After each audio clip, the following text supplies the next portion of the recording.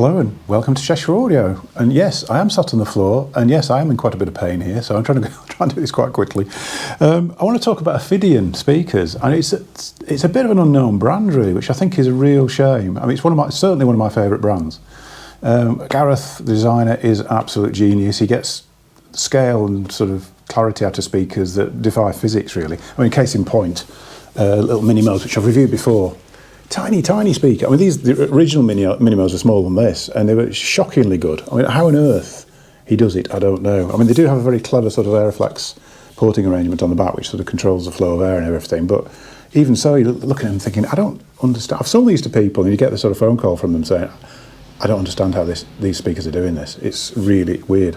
So yeah, Minimos, absolute classics, and all this series, generally the M series, so there's Mojo, which is a twin driver, bigger version, and then there's the Mambo, the floor standing model. It's absolutely superb, really, but they don't really get asked about much. They're not known. I don't get phone calls from people saying, do you do, or anything like that. It sort of has to come from me. Whether it's marketing or what, I don't know really. But anyway, I mean, Ophidian, they're not that far from here. They're about 30 odd miles north, based on the Wirral, which, if you're not from the UK, is the bit of land that sticks out between North Wales and where Liverpool is. So you've got the River Mersey to the north of it and the River Dee to the south. So it's like a little bit of land that sticks out. Generally known to be the place that people from Liverpool go to if they make good, really. Whether that's true or not, I don't know. But it's always been said that it's sort of the posh end of Liverpool. Although saying that, Liverpool's got some extremely exclusive areas nowadays. You wouldn't. It's quite amazing when you walk around it. Anyway, it's nothing to do with what we're doing, is it? So what the review is about today? Let's get back on track again. I've been lent a pair of Incantos, which, if you were at the Cranage show, were shown in one of the top room right around the back somewhere, being driven by exposure. And ever since I've heard them, I wanted to have a go at these. I mean, this is not the first big speaker that Ophidian have done, really. I mean, they're known for the little stuff. They had the P-Series a few years ago, and they brought out a speaker called Voodoo, which is astonishing. I've only ever heard those at was it Bristol show? And it was by far the best sound at the show. I mean, you don't usually get great sounds at hi-fi shows, if I'm honest, but that was, I could have sat in there all day. It was really, really good. I think it was being driven by, I think it might have been Atoll, I can't remember now, but it was a really good sound. I think they got an award for the best sound at show or something, which is, you couldn't stand. And what's quite surprising with this is quite often manufacturers who are good at the small stuff, who have that sort of magic ability with little boxes, struggle when you get into bigger cabinets and more drivers and all this sort of thing. A whole host more complexity and having to control cabinet resonances and all this sort of thing. So really the technology in there isn't necessarily that transferable. But Incantos, yeah, I've been quite impressed with these. Taking a bit of playing with, to be honest, because I've had similar speakers in here.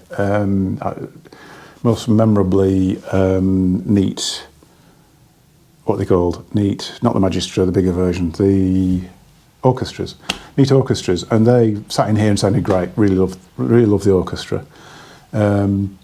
This room does have a tendency to not like bigger designs because it's a sprung floor, and various reasons for that. And it seems to lose a lot of energy, so it's quite difficult to get a good sound out of big stuff. And I put these on initially roughly where I tend to put things like orchestras and the bigger speakers, and they sounded great, except there was something a bit odd in the bass going on, a bit of a sort of, like the upper bass sounded like it was coming out of a cardboard box almost. And I thought, I'm going to have to tell Gareth that I'm not so sure about these. But then sort of played around with them a little bit, and I've actually moved them about 18 inches further forward than I would normally listen in here. And I've put them onto, you can't see it from here, but I've put them onto the floor isolators, the Townsend bars, which basically stops any of the resonance from the speaker going into the floor and setting things off. And they've improved massively, really. In fact, they're shockingly good. I really enjoy. I've had them running a few different things in here. I've got an LFD amplifier in for checking, and I've got various bits of Riga and stuff like that. Yesterday I had a pair of XM9 monoblock exposures running them. And they're amazing, really. I mean, just case in point, I played, what was it? Steve Miller, Italian X-Rays, and there's a track on that sort of slowly builds and it suddenly kicks in. And when the keyboard bass kicked in, it actually made me, I knew what was coming on the track. And what I expected to happen didn't happen because it made me jump. It was so much impact and dynamic from it, this bang of this sort of bass note that came in. I've never heard anything in this room quite like that, actually, with that amount of depth and power and everything else. And it wasn't, at that time, I was only listening to, on a Riga Illicit. It wasn't a sort of, oh wow, shouldn't be doing this. It wasn't a massively sort of capable amplifier in that respect, not sort of in the realm that you would normally run these with. But the main thing really, other than that, is the sort of mid-band clarity as well, because these have got a sealed 50 mil dome. It's like a little sealed unit in there, and you can hear that. It does add a superb sort of openness to the mid-band as well. So it's not just all about power and shaking the house. They've got a delicacy about them as well. And Gareth was saying that the treble unit in the mid driver have been used by another speaker manufacturer, but their speakers nearly double the price of this. So, although they are £6,000, so that seems like a whole heap of money. But when you look at what's included here, we've got 3 7-inch drivers and a couple of drivers here that are being used in much more high-end kit. It's typical Ophidian. They're just really a bit of a bargain, if I'm honest. They're a different sound to orchestra. I mean, I'd say the orchestra is one of my favourite speakers around the sort of £6,000 mark. They are different to the orchestra, so it'd probably be a bit more of a personal. You probably have to hear the both of them to decide between. And also these are a little, I think, from experience, these seem to be a little bit more fussy about placement. I don't think most people, I mean, I probably could have moved these further forward in the room. What are they now? 4 feet from the back wall at the moment, I think. Yeah, roughly 4 feet from the wall.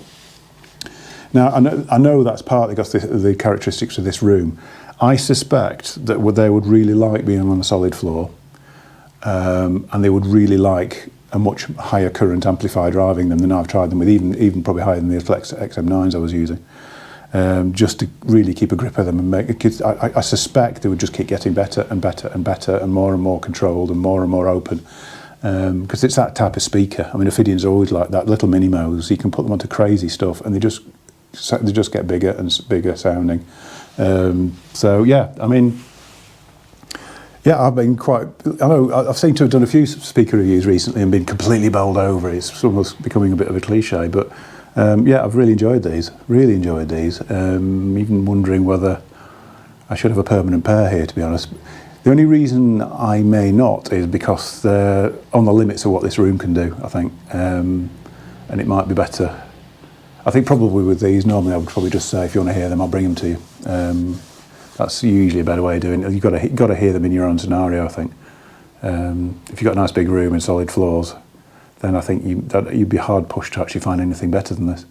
What I'll do in a sec is I'll move the camera and we'll have a proper walk around them and look at the different drivers and the Aeroflex and all that sort of thing. Finish-wise, walnut, which is this one, or light oak. They don't do any sort of blacks or whites at the moment. Whether or not you could actually persuade Gareth to do that for you, I don't know. Cabinets are UK made, which is becoming more and more unusual. I know a lot of manufacturers are really struggling at the moment because one of the big cabinet manufacturers has gone a bit awkward, I think is the word. So a lot of people are in trouble getting things made at the moment. So it's good on Gareth really to keep his actually cabinetry made in the UK. Okay, so that's the Ophidian Incantos. Also a nice view of the appalling British weather outside. It's absolutely chucking it down. About 7-8 degrees, I think, centigrade. Yesterday we had -5, clear skies, completely calm. Now we've got high winds, pouring rain. Weird country. And you just can't predict what's going to happen from day to day. And it's got nothing to do with these speakers, so let's continue.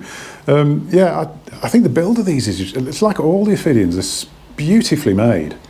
Attention to detail is incredible on them, really, really nicely put together. Good, and always a good choice of drivers as well. Like I said, they've got the Sonamax treble unit, 22mm dome with a very broad sort of suspension part around it. Then the sealed mid-range unit, which is I think 50mm. I've actually printed out all the facts and figures for these, and I can't actually. I put it too far away to read it, so I'm trying to remember it. And then the two 7-inch bass drivers, which to me don't look like 7-inch really. Might measure those. I'm going to measure the height, because apparently these are 1032mm tall, so sort of 3-footish. I'd say they're taller than that. They do look taller than that. I would say these are most like 1200mm or something like that, really. But I'll put that at the bottom here when I'm going to measure it, and just to confirm. Obviously, they're actually sat on. You can see there, they're actually sat on Townsend bars to try and isolate from the floor in here, because quirky room basically. That's the reason for that. I mean, the bars will improve speakers in any room, but particularly if you've got dodgy floors like I have. I did a set to a guy who had it was in like a loft conversion, and he never had any bass in his room until we put the bars under the speakers, and it completely transformed it. So they're quite a special thing, really. They're not adding or taking anything away, they're just stopping you losing what you've already got from your speakers, really. So that's the drivers on the front. Wood finishes, I think, have I mentioned already? Walnut or light oak, these are the walnut versions. And on the back we've got just single wire, and the Airflex unit on the back there, much bigger than the one that they use on the Minimos, obviously. I mean, it's almost the size of a Minimo, and really decent quality 4mm on the back, sort of binding post and socket as well there. So yeah, that's it. I mean, what I've realised here is that I've actually done the video in the complete reverse order of what I usually do. I usually have a walk round and then talk about sound quality. So I'm all totally back to front, and it's confusing me now. But anyway, so that's the Incanto. Yeah, so hopefully you enjoyed that one. I have been waiting for a long time to hear these. I mean, since the Carnage show, and I've been quite keen to hear them. Partly because when I heard them at Carnage, you could tell there was something special going on. I thought I'd love to hear these in the demo room at the shop in a sort of a known environment, so I can sort of get an idea of what they're really doing. I mean, to be fair, yes, they are tricky to set up, but then again, when you get to this sort of level with speakers this capable, with this kind of extension, I think they're quoting something like down to 35 hertz, up to about, I'm going to have to look at the bit of paper now, up to 36 hertz to 25 kilohertz, and that's at minus 3 dB. So they're not cheating it by say -6 or -12 or anything like that. It's at -3, so it's without a lot of deviation. That's a broad frequency response really for a speaker, even at this sort of size, and that does create problems in rooms that don't like lower frequencies and things like that. A little bit like this one, but to be fair, I mean, what we've ended up doing in here is moving everything quite a long way from the wall, and they would have probably come further forward, if I'm honest. I could have probably come another foot or two forward. We're about 4 feet away at that, and as they move forward, it didn't really lose bass energy, but they just clicked into place midband wise. Everything just suddenly, soundstage opened up, and everything just suddenly clicked. So you probably would have to work at it with these a little bit more than most. But if you want a speaker with these sort of capabilities, that's kind of where you are really.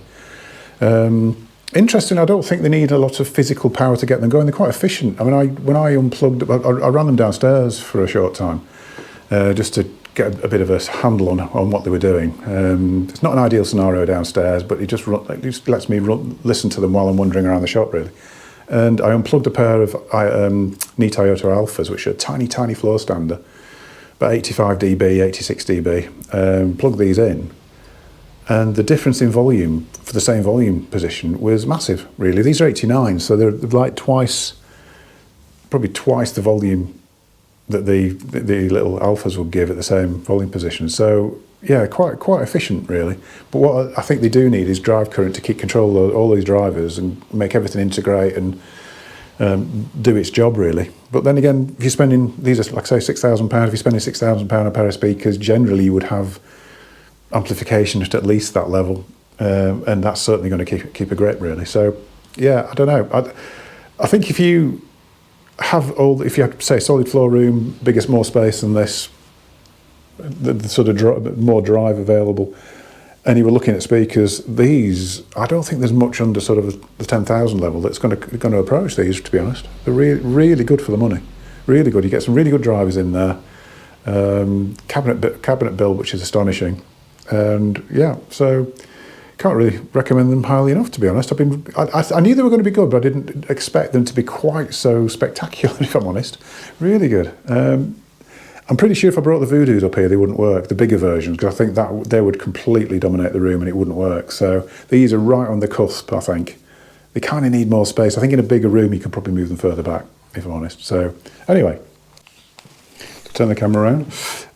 Yeah, so thanks for watching. Don't forget to give a subscribe and a like. I will see you in a future video. It may be one reviewing Acoustic Energy 500s, which are down there. It may be... Oh, what was the other one I was thinking about doing? I had another idea. It's completely gone out of my head. Oh, but it was not to be a retro review, because there's something over there which is quite interesting. Just needs a bit of fettling with volume control, and then I'll might just do a review of that one. Yeah, secrets. Thanks for watching. I'll see you in a future video.